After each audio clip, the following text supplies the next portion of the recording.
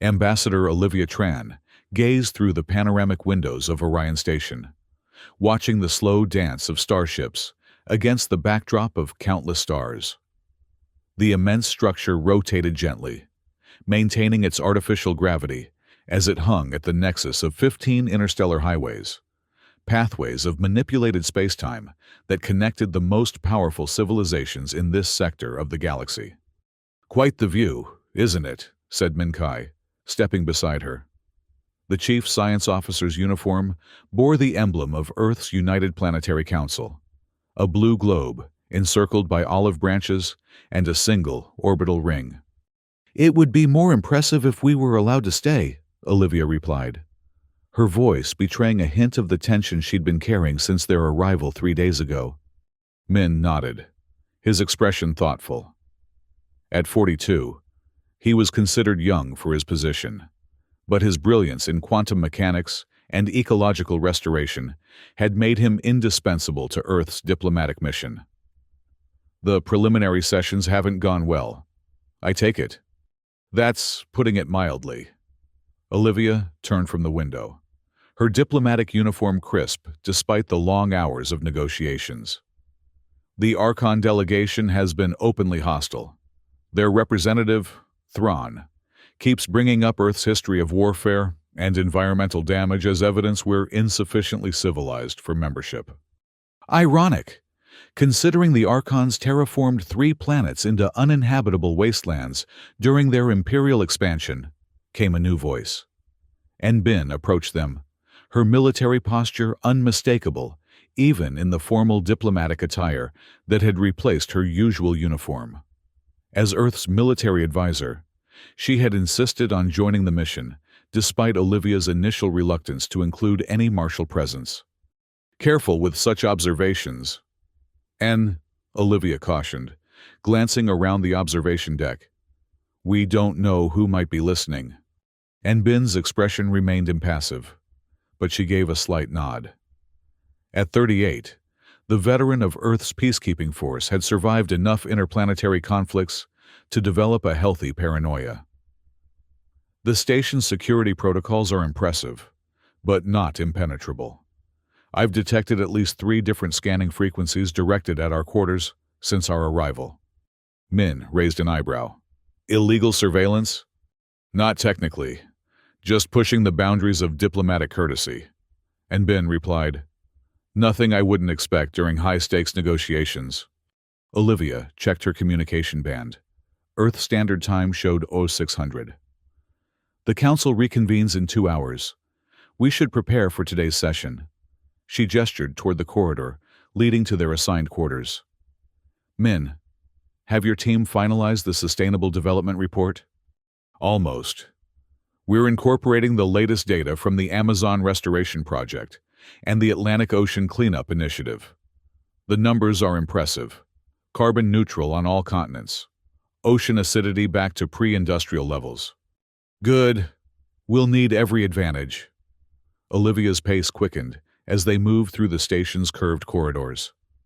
"And what's the status of our communication security?" "Maintained, but strained.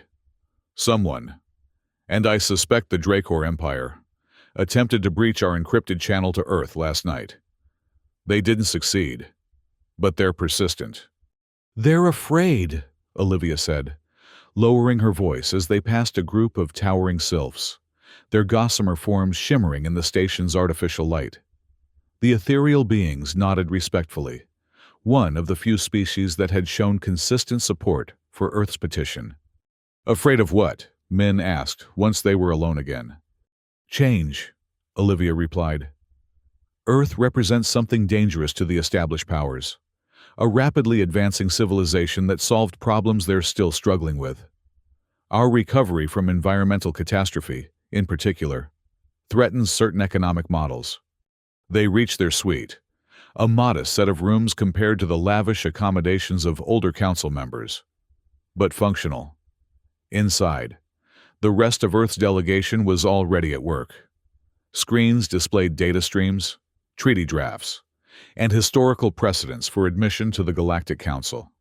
Olivia addressed the assembled team, composed of Earth's finest diplomats, scientists, and strategists. Today is crucial.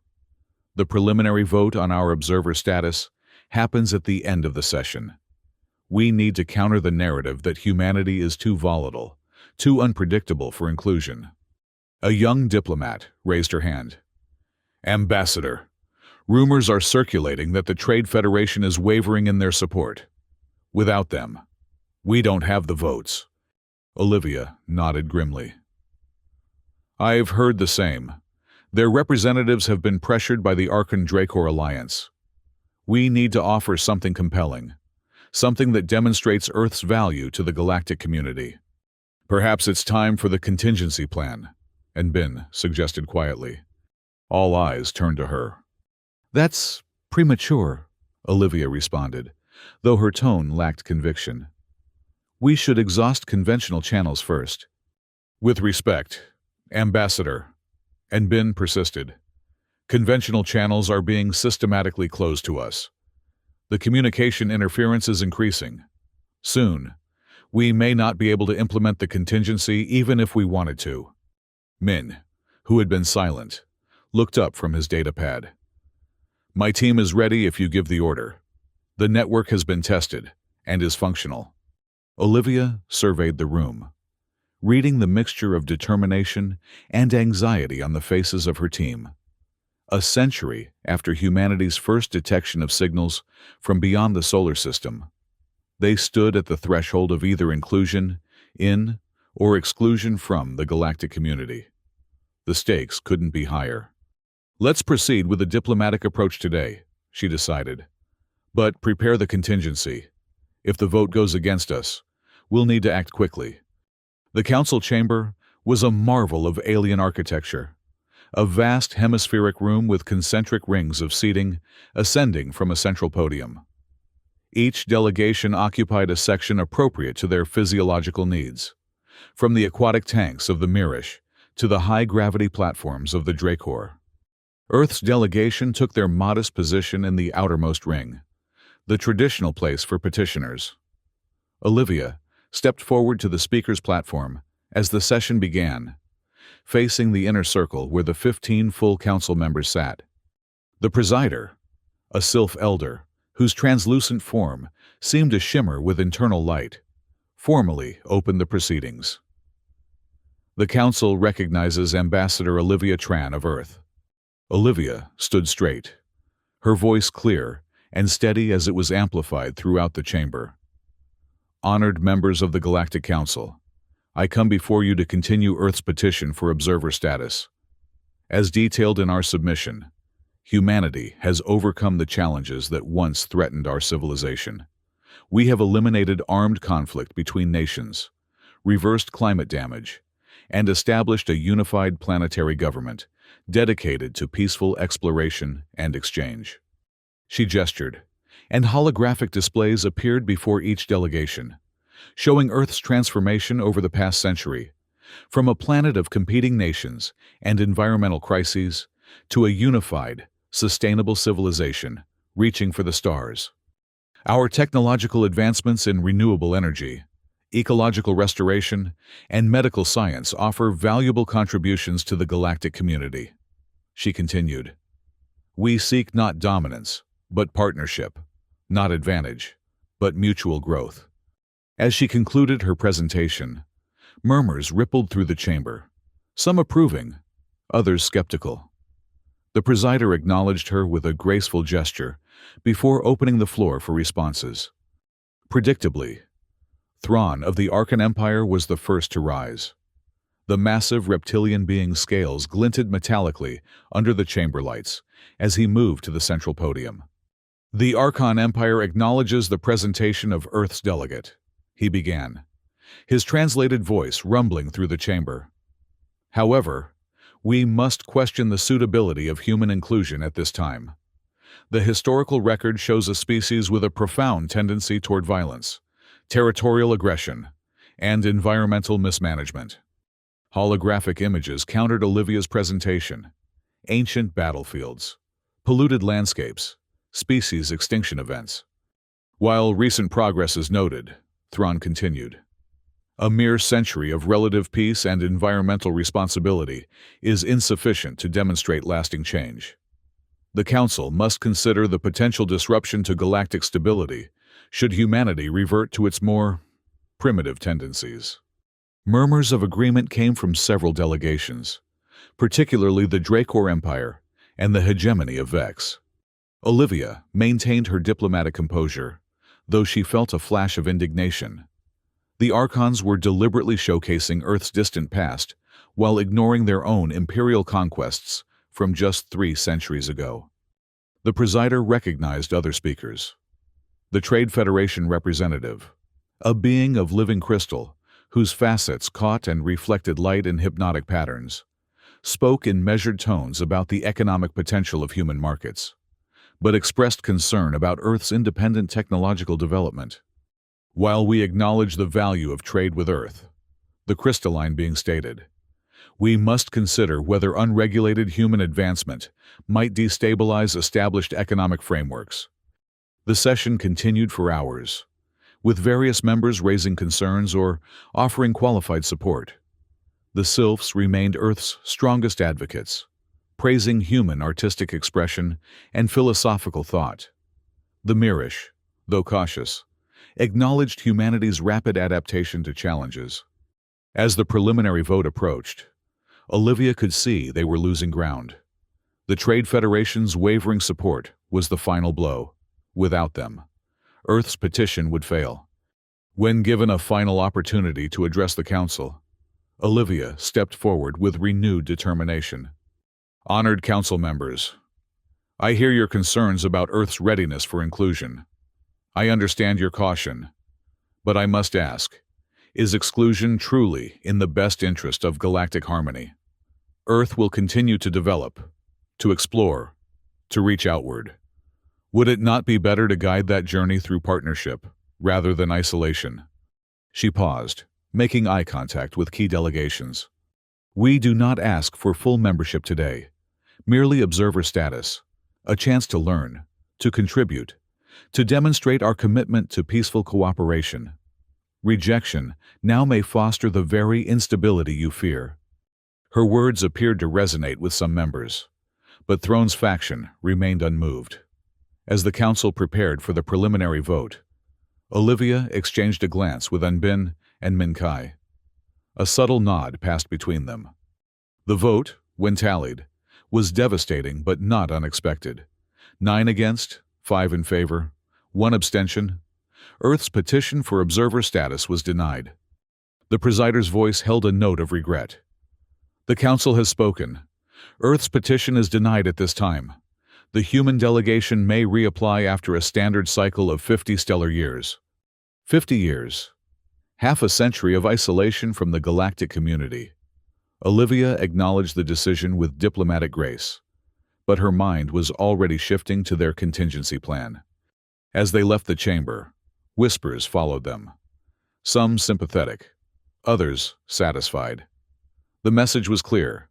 Humans were not welcome at the galactic table.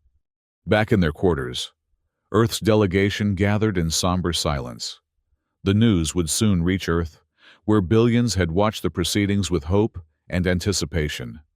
"What now, Ambassador?" asked one of the younger diplomats, her voice tight with disappointment. Olivia looked to Min and Anbin before responding. "Now we implement the contingency plan. Operation Grand Announcement begins immediately."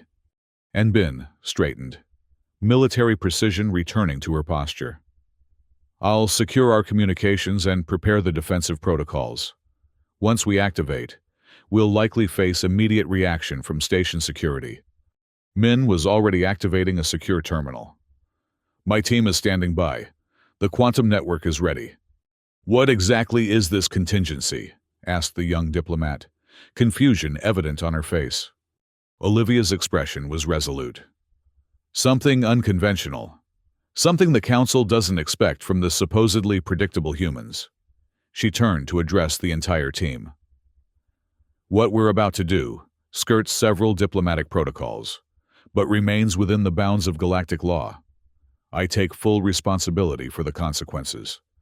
She moved to a secure communication panel, Connect me with Earth Command. The screen flickered to life, showing the serious face of the Earth Council president. We've received news of the vote, Ambassador. A disappointing outcome. Yes, Madam President. I request authorization to implement Operation Grand Announcement.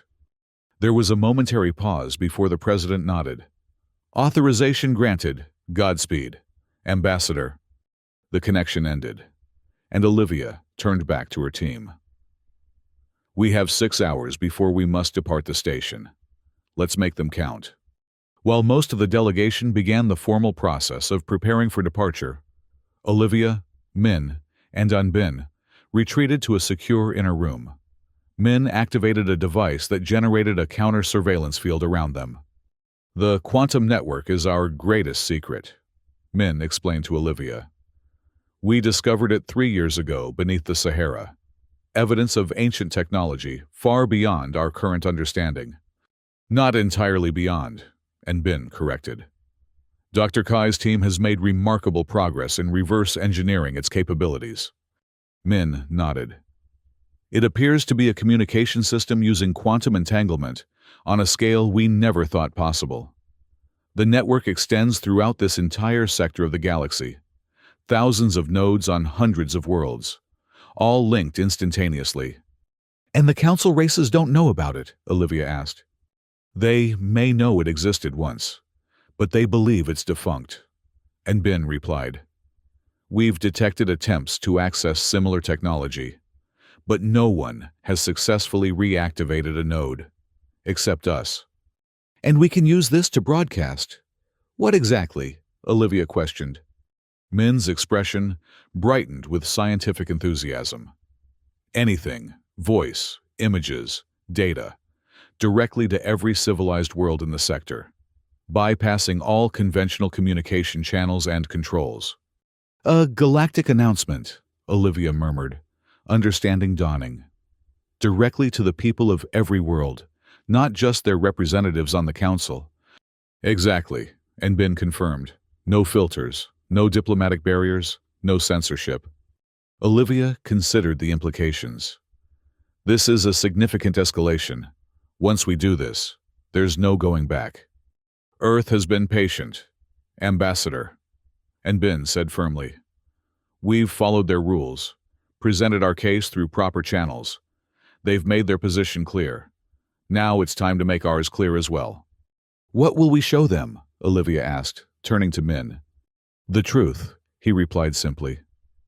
Everything the council representatives have been concealing from their populations. Our environmental restoration technologies, our medical advancements, our peace-building methodologies, and our offer to share it all, freely, with every world that wishes to cooperate with Earth. An open hand instead of a closed door, Olivia mused. It's audacious. It's necessary. And Bin stated, The Archon-Dracor Alliance fears human innovation because it threatens their control. The Trade Federation worries about market disruption. But the average citizen of any world cares about clean water, healthy ecosystems, and advanced medicine. Olivia made her decision. Prepare the broadcast. We'll transmit just before our scheduled departure. Minimal time for them to react. Maximum impact across the galaxy. The next 6 hours were a flurry of activity. While part of the delegation publicly prepared for their departure, making the expected diplomatic farewells, and arranging transport, the core team worked frantically to prepare the quantum broadcast. Min coordinated with his science team on Earth, fine-tuning the ancient network for optimal transmission. And Bin established security protocols, prepared countermeasures against potential interference, and discreetly positioned their departure vessel for a quick exit if needed. Olivia, meanwhile, crafted the message itself, a delicate balance of revelation and invitation. It needed to be honest without being accusatory, informative without overwhelming, and above all, it needed to present Earth as a valuable partner rather than a disruptive force.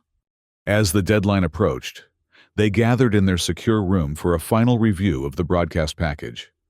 The transmission is ready, Min reported.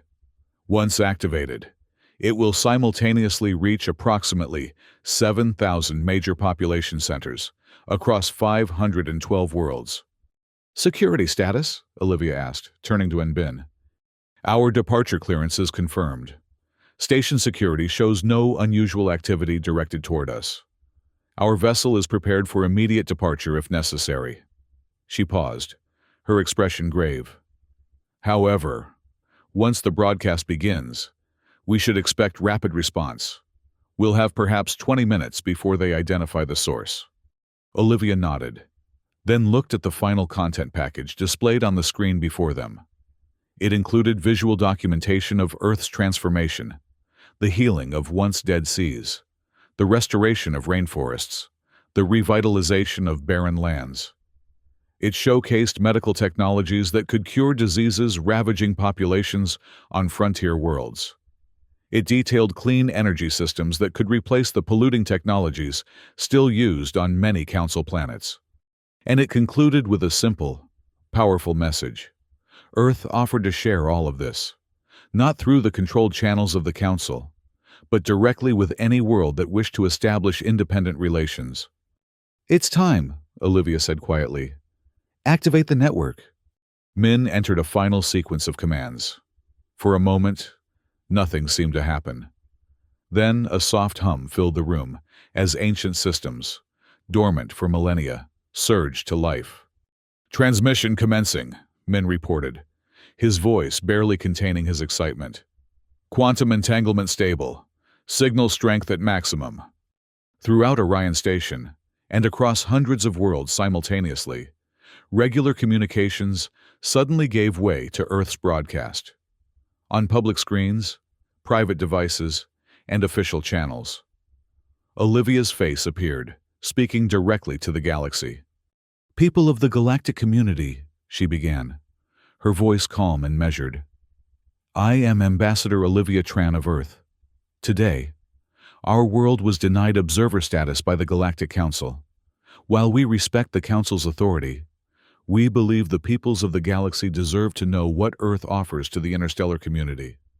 The transmission continued, showing the truth of Earth's journey, from the brink of self-destruction to a model of sustainability and peace. It revealed technologies that could transform lives across the galaxy, many of which had been dismissed or downplayed in the Council proceedings. In the Council chamber, alarms were sounding. The 15 representatives had been summoned urgently as reports flooded in of the unprecedented broadcast reaching every corner of their territories. Thrawn's scales had darkened with rage. "This is an outrage, a direct violation of communication protocols." The Sylph Elder's luminous form pulsed with emotion. "Yet, they break no laws. The quantum network they're using predates our earliest treaties. There are no provisions against its use because we believed it non-functional." The Trade Federation representative's crystalline structure vibrated with concern. "The impact on our markets will be severe. They're offering technologies we've been controlling for centuries." In the Dracor section, furious discussions erupted about military options. The Mirish representatives were already receiving urgent communications from their homeworld, where populations were demanding access to Earth's medical technologies. Back in the Earth delegation's quarters, Min monitored the broadcast's progress. 97% coverage achieved, reception confirmed on all major Council worlds and most frontier settlements. And Bin was watching security feeds. "Station authorities are mobilizing. We have approximately 12 minutes before they pinpoint our transmission source." Olivia nodded, her eyes fixed on the final segments of the broadcast, the most crucial part. Her recorded image was now extending an open invitation. "Earth does not seek to disrupt the stability of the galactic community. We seek only to contribute, to share what we have learned through our hardest trials. We respect the Council's decision regarding our formal status, but we extend our hand in friendship directly to all peoples who wish to collaborate for mutual benefit." The broadcast concluded with technical specifications for direct communication with Earth, bypassing traditional Council-controlled channels.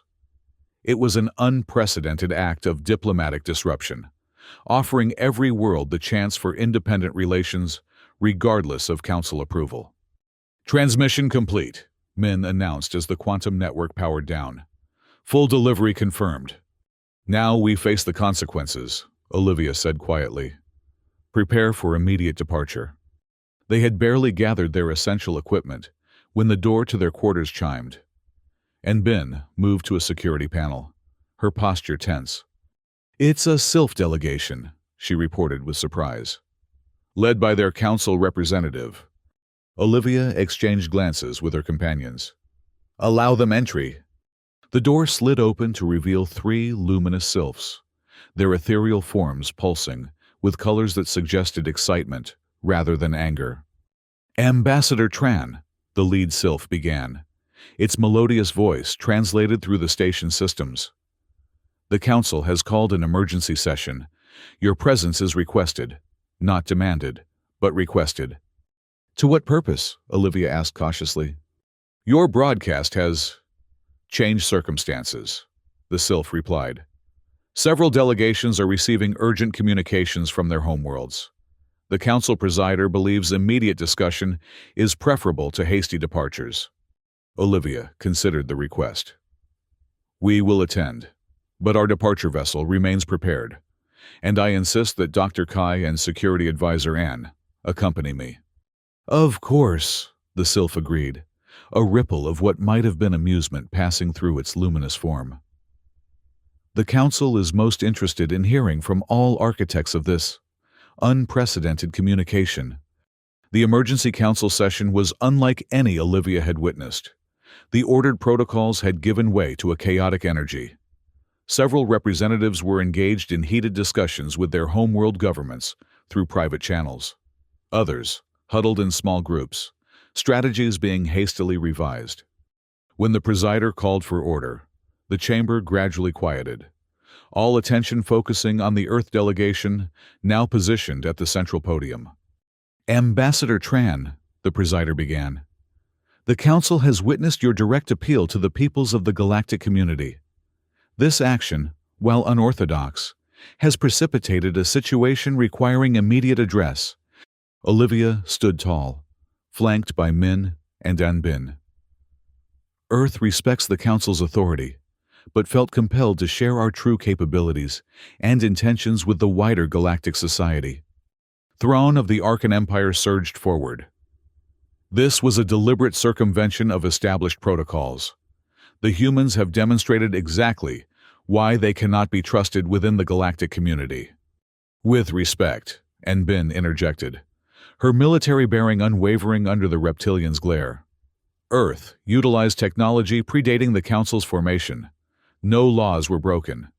The security advisor is technically correct, admitted the representative of the Mirish, their aquatic voice bubbling through translation systems.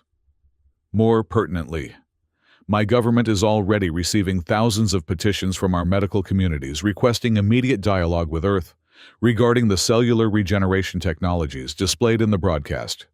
Similar reports came from other representatives, the Trade Federation's crystalline being vibrated with complex patterns. The economic implications cannot be ignored. Markets across 16 systems are already responding to the possibilities presented in Earth's broadcast. The presider raised a luminous appendage for silence. It seems Earth has created a situation that cannot be simply dismissed. The question before us now is how to proceed in a manner that maintains the stability of the galactic order while addressing the new realities. A younger sylph, representing their scientific consortium, moved forward. Perhaps we should consider that our initial assessment of Earth was incomplete. The ingenuity demonstrated today suggests a civilization with much to offer. Or much to fear, countered a Dracor representative, their massive form looming over their section. This broadcast proves they can reach directly into our sovereign territories, bypassing all established controls. Yet, they use this capability not for threats, but for an offer of cooperation, noted the Mirish representative. My government is particularly interested in their accelerated oceanic restoration methodologies.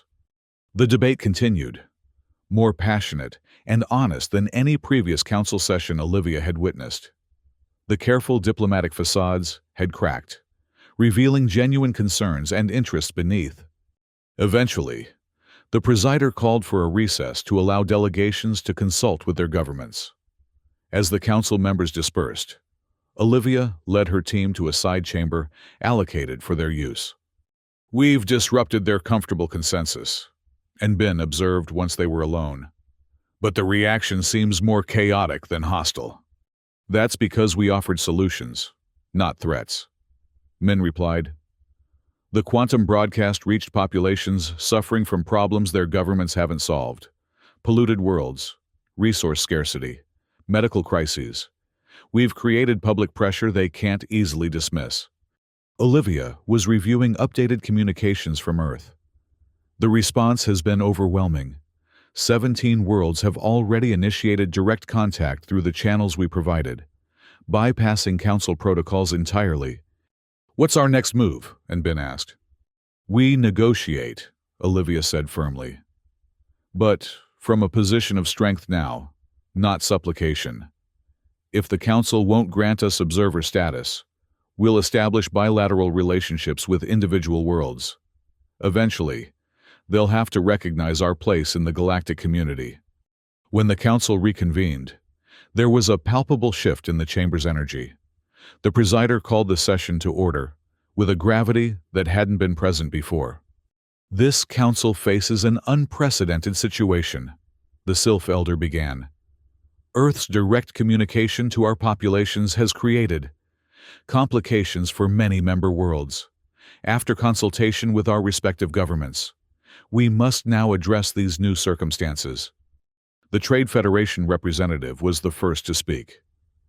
"The economic reality is clear. Earth's technologies, particularly in environmental restoration and sustainable energy, represent significant value. My government proposes a reconsideration of Earth's petition for observer status." Murmurs spread through the chamber. The Mirish representative bubbled agreement. "The medical technologies alone justify closer relations. We support reconsideration." To everyone's surprise, a junior member of the Dracor delegation moved forward. "The Empire recognizes the practical benefits of controlled engagement with Earth. We would not oppose observer status under appropriate conditions." All eyes turned to the Archon section, where Throne sat in rigid silence. Finally, the reptilian rose. "The Archon Empire maintains its position that human inclusion is premature. However," he added, glancing at the communications still flowing to his console, "we acknowledge the complex realities created by today's events. We will not block a consensus decision." The presider's luminous form brightened. "Then perhaps we should proceed with a new vote on Earth's observer status." This time, the outcome was different. 11 in favor, 3 against, 1 abstention. Earth would be granted observer status in the Galactic Council, effective immediately. Olivia acknowledged the decision with appropriate diplomatic gratitude, but inside, she felt a surge of vindication. Earth had forced its way to the table through truth and transparency, rather than power or threat. As the formal proceedings concluded, representatives from various worlds approached the Earth delegation with proposals for immediate bilateral cooperation. The Trade Federation was particularly eager to discuss technology exchange protocols. The Mirish requested medical delegations. Even a junior Dracor representative discreetly inquired about environmental restoration techniques for a colony world suffering from industrial contamination. Amidst the sudden flurry of diplomatic activity, Olivia found a moment alone with Min and Anbin. Operation Grand Announcement was more successful than we could have hoped, and Bin acknowledged with a rare smile. "Because we showed them what Earth truly offers, solutions to problems that transcend political boundaries." Min replied, "Science and healing speak universal languages." Olivia nodded, watching the various delegations now engaged in earnest discussions with Earth's representatives. "We've gained observer status today," But that's just the beginning. What we've really won is the opportunity to build genuine partnerships across the galaxy. Not through the channels they designed to control us, and Ben noted, but through direct, transparent engagement. The Council will adapt, Olivia predicted. They've survived for centuries by evolving when necessary. Our job now is to ensure Earth becomes an essential partner, not just an observer. In the days that followed, Earth's delegation remained on Orion Station, now officially installed in the observer section of the Council chamber. The quantum broadcast had fundamentally altered their position in the galactic community. While some Council members remained wary, others actively sought closer relations.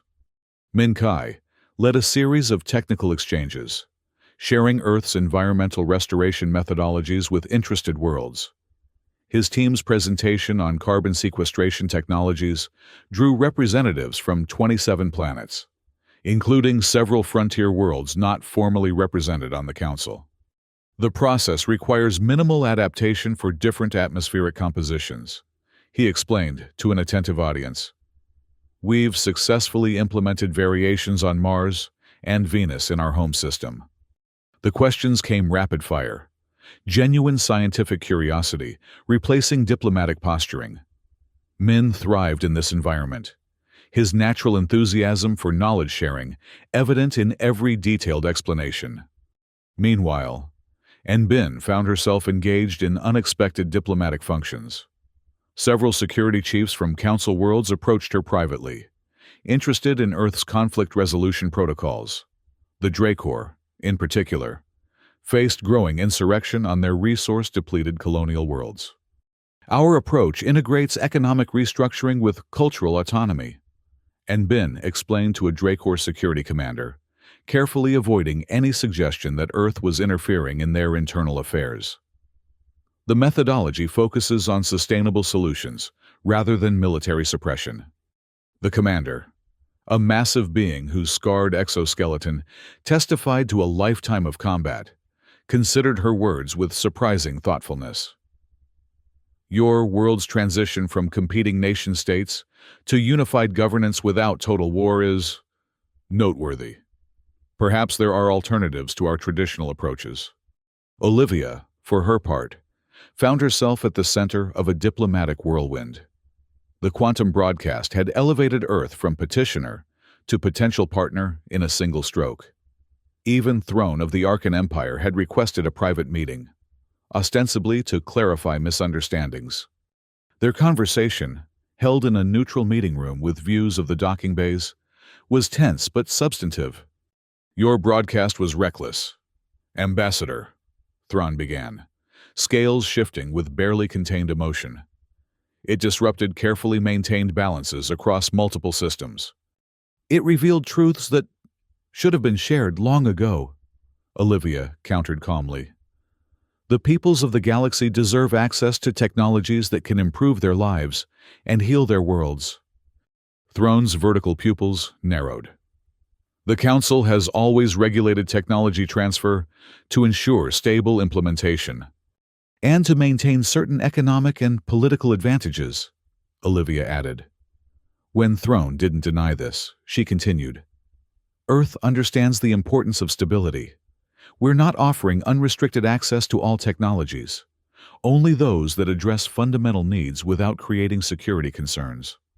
Your definition of security concerns may differ from the Council's, Thrawn observed, which is why dialogue is essential. Olivia replied, Observer status gives us a voice in these discussions. Direct bilateral relationships give us practical experience in appropriate technology sharing. Both serve the ultimate goal of a more balanced, sustainable galactic community. The reptilian was silent for a long moment, studying her with ancient eyes. You humans are more adaptable than I anticipated. The Archon Empire has encountered many emerging species over the millennia. Few have managed to so quickly disrupt established protocols while technically remaining within legal boundaries. Olivia recognized the grudging respect in his tone. Earth has learned to navigate complex systems by necessity. Ambassador Throne, Our history of division taught us the value of finding paths through seemingly impenetrable barriers. Indeed, Thrawn rose, towering over her. The Empire will watch Earth's integration into the galactic community with great interest. We expect your world to uphold the responsibilities that come with your new status. Earth welcomes accountability, Olivia assured him. Our goal has always been partnership, not dominance. As the days extended into weeks, Earth's position continued to evolve. The quantum broadcast had been just the beginning, an opening gambit in a longer game of galactic integration. Now came the more nuanced work of building sustainable relationships. Min's team established the first interspecies scientific consortium focused on ecological restoration, with participants from 19 worlds. And Bin initiated security dialogues that emphasized cooperative approaches to common threats. And Olivia worked tirelessly to convert Earth's observer status into meaningful participation in council deliberations. 1 month after the broadcast, as Earth's delegation prepared for their first return journey home, they gathered in their now expanded quarters for a final assessment. 23 bilateral agreements established, and Bin reported, reviewing the data on her console.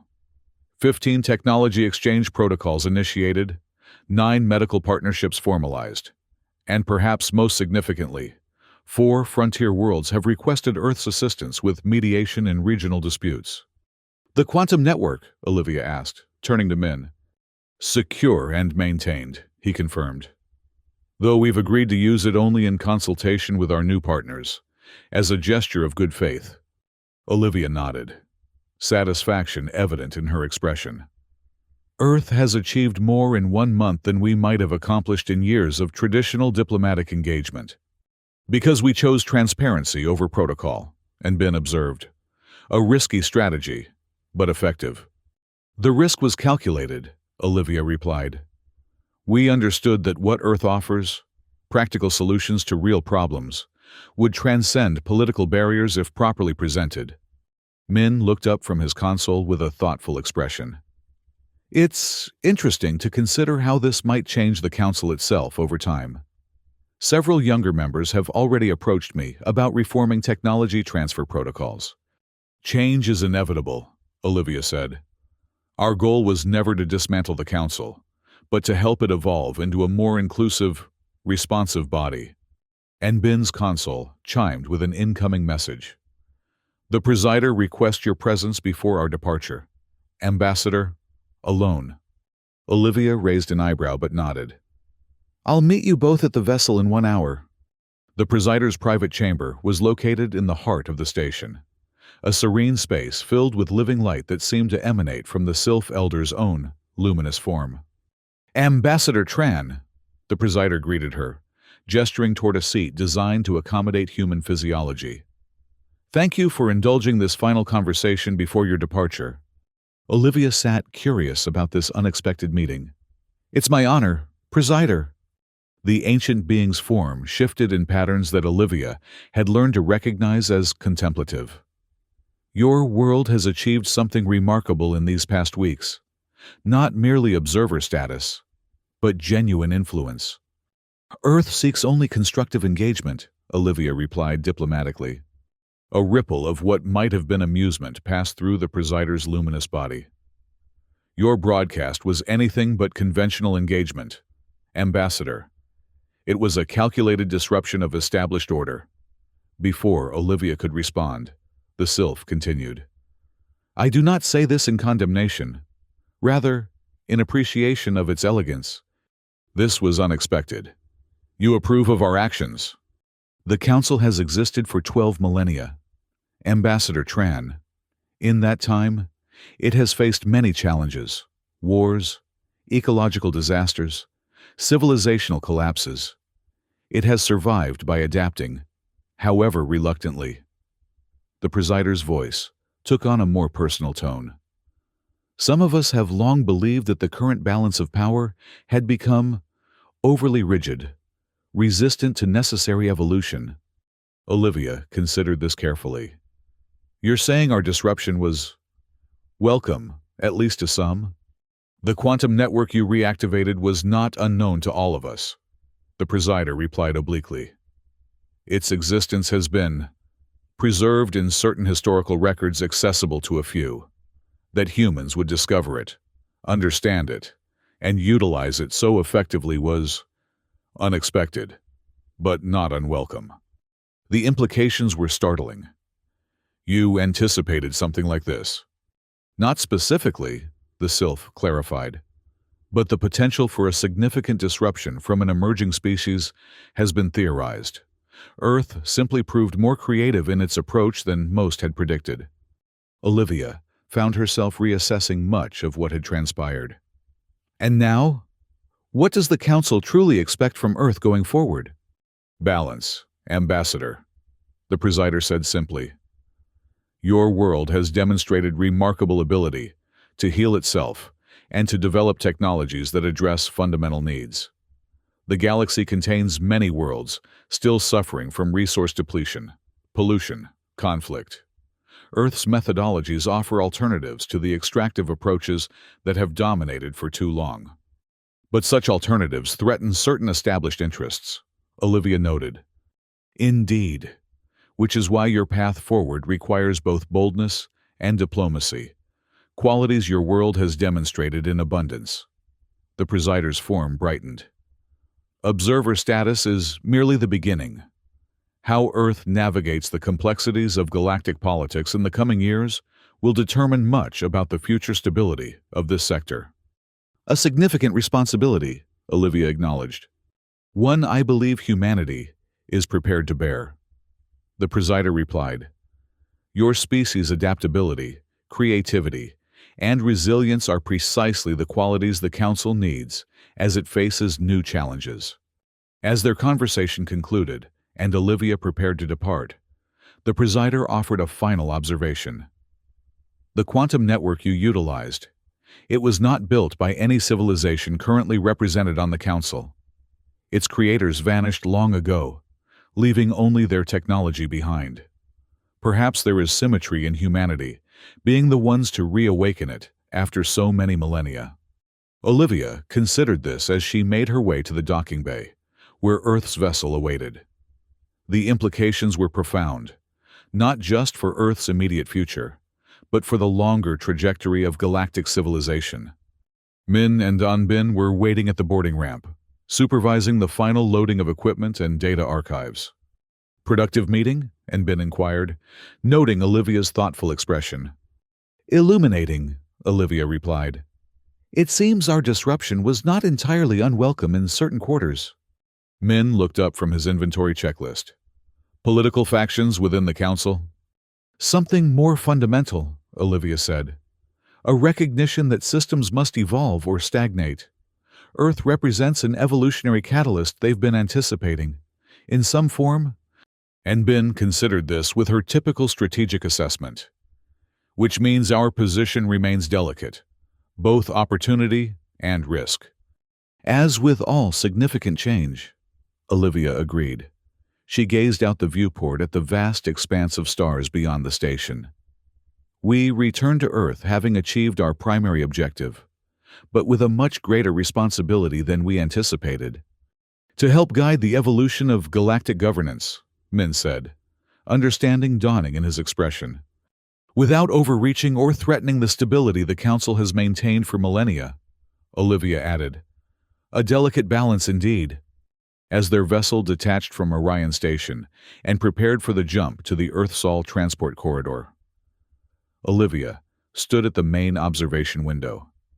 The massive structure of the station slowly receded against the backdrop of countless stars, each representing worlds and peoples, now aware of Earth's existence and potential.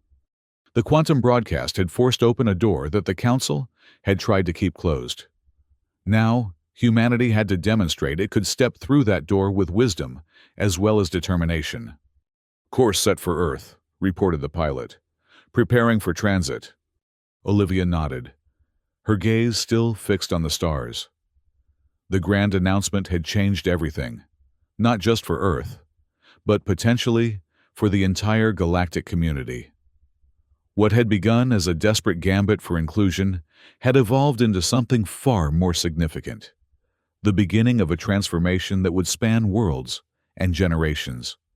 As the stars blurred and their vessel entered the transport corridor, Olivia felt a profound sense of both accomplishment and responsibility. Earth had found its voice in the galaxy. Now they would have to use it wisely. Message from Earth Command, Ambassador. And Bin reported. They're eager for our full report. Tell them mission accomplished, Olivia replied with a smile that held both satisfaction and determination. And that the real work is just beginning.